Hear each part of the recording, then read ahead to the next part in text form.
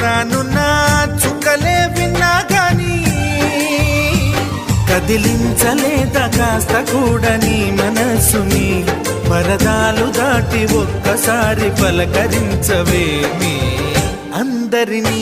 ఇలా వెంటపడి అడగాల సరదాగా నువ్వే ఎదురైతే సరిపోదా నిద్రపోతున్న రాత్రి నడిగా గుటికి చేరిన గువ్వల నడిగా